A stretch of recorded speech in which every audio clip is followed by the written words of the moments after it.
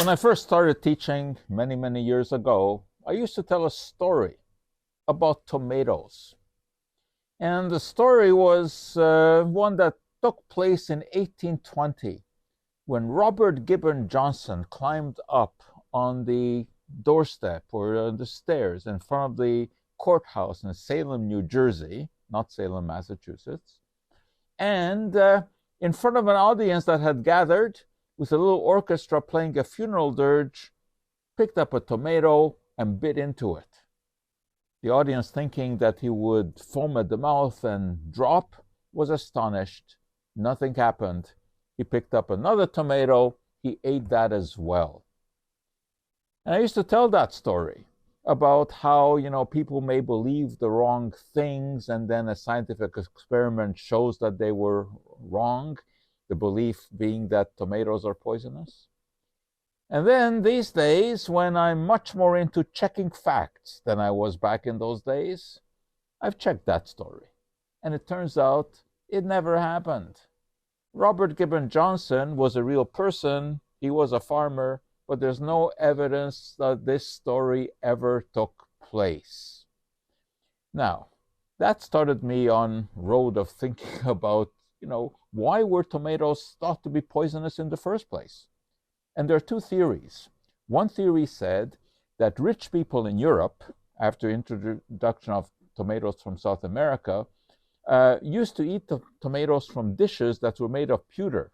Pewter had lead in it, and that they developed lead toxicity, and therefore they said tomatoes are poisonous because the acid supposedly leached out the lead from the pewter.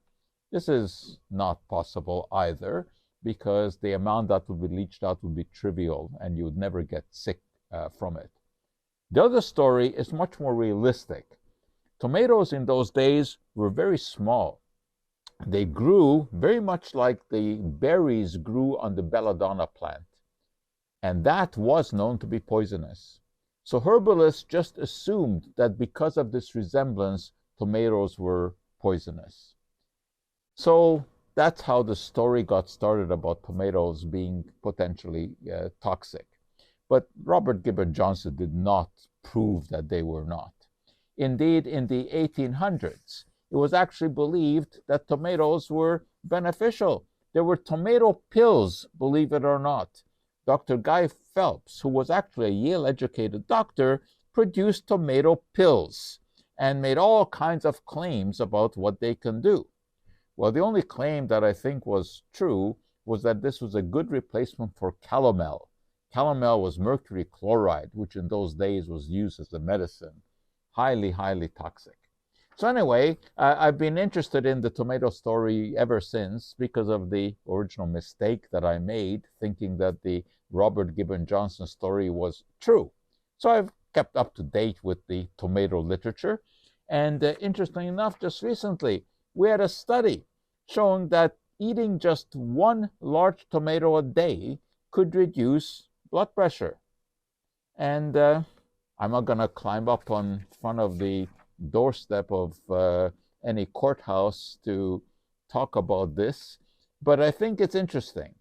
And eating a tomato a day is not that difficult. Maybe eating two is even better. And that at least has some science to it.